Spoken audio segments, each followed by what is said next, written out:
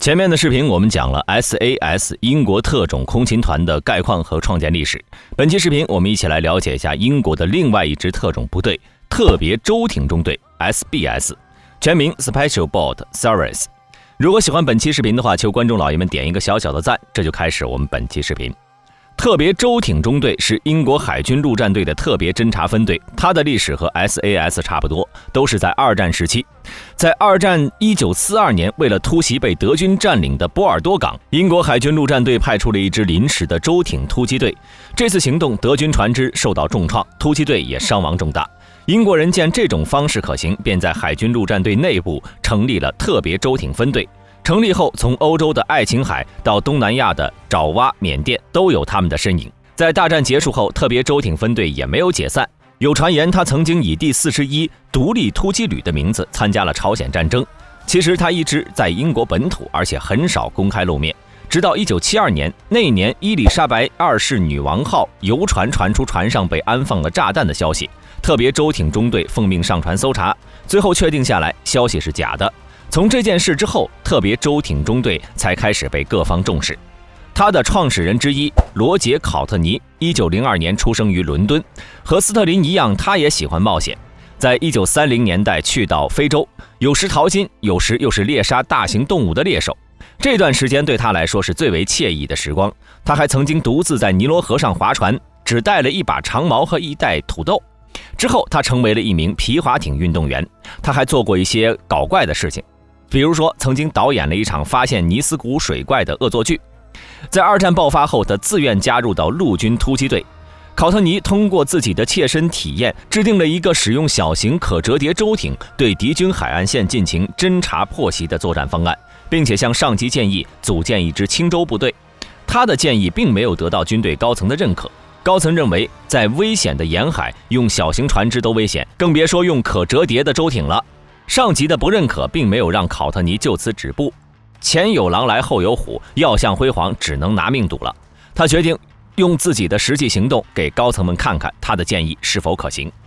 某一天，他在夜幕的掩护下孤身犯险，划着舟艇潜入戒备森严的克莱德河口海军基地，攀登上在海港内停留的格兰吉尔号登陆舰，将自己的名字首字母写在了舰长舱门上，还偷走了一支甲板枪。随后离开，去到一家酒店。他打听过会有一群高级军官在那里开会。在冲进酒店后，他向军官展示着自己的战利品。实验成功后的考特尼根据自己的偷袭经历，起草了一份名为《完成的折叠型舟艇作战实验》的报告，在里面详细说明了舟艇作战的可行性和作用。在作战结果和详尽的报告面前，高层又给了他一次机会。考特尼的第二次行动又成功了，他被批准组建一支12人的小队，命名为折叠艇分队，后来又更名为特别舟艇队第一分队。挑选完队员后，考特尼带着他们进行强化训练，包括游泳、划舟、导航、海上生存、排爆、通讯。在训练完毕后，他们去到中东。考特尼接受的第一项任务是对罗兹岛海岸线进行秘密侦察，还有一位负责海滩测绘的军官与他合作。他们在夜间通过潜艇进入到该海域，之后划舟接近海岛，完成一系列的海滩侦察任务。之后，考特尼的舟艇小队除了进行侦察任务外，还开展了破坏敌人海岸线的行动，对沿海的铁路等基础设施进行突袭，并为其他的特种部队提供帮助。在1941年，还参与了突袭隆美尔的行动。和考特尼一起行动的测量员尼日尔·克罗斯托恩·威尔莫特，他的事迹在二战结束后才被公之于众。在完成和考特尼的行动后，他又参与了火炬行动前的侦察任务。火炬行动是盟军在北非的登陆战役。在1943年，联合作战领航队正式成立，威尔莫特和他的小队继续进行对沿海的侦察行动。考特尼是英军中最早用折叠舟艇侦察的。我们下面介绍的这位 SBS 先驱是最早通过小型舟艇完成对德军进行偷袭作战任务的郝伯特·哈斯勒。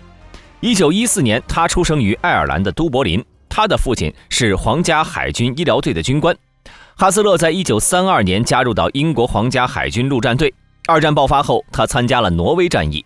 在1941年初，哈斯勒向海军高层提交了一份报告，内容是使用可折叠舟艇攻击港口内的敌军舰船。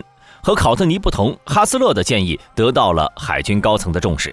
他被要求加入联合作战策划团，专门负责开发两栖作战的新方法和相关装备。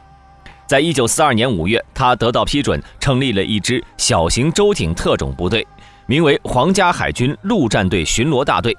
在4个月后，他的队伍得到了第一次作战的机会。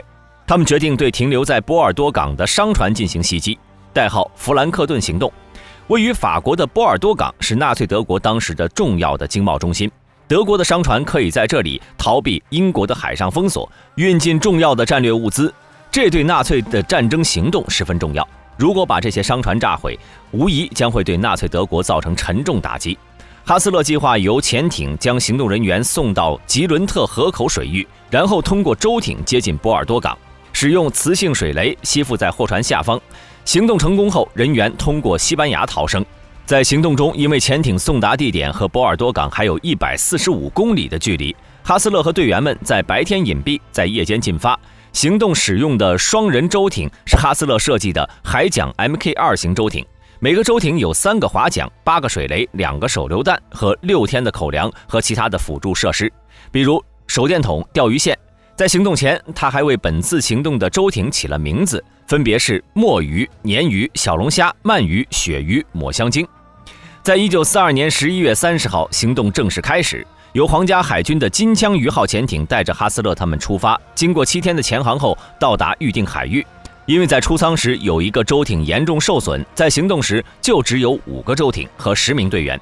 经过多日的漂泊，他们在12月11号潜入了波尔多港，在6艘商船下方安装了水雷，并成功引爆。爆炸声吸引来了众多的德军。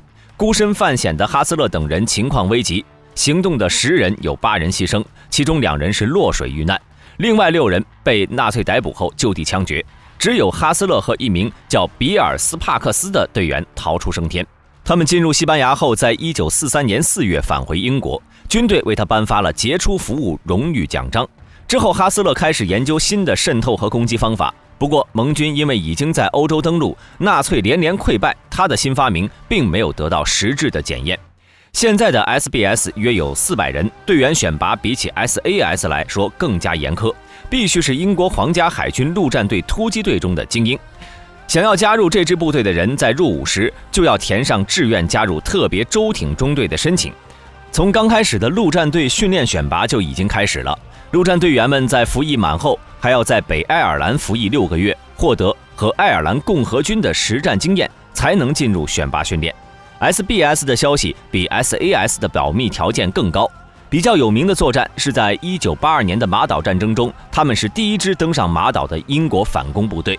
在1991年的海湾战争中，他们也是最先向伊军进攻的部队之一。那么大家对这些有什么看法呢？欢迎在下面的评论区留言。好了，今天的视频就到这里，想了解更多记得点个关注，下期视频我们不见不散。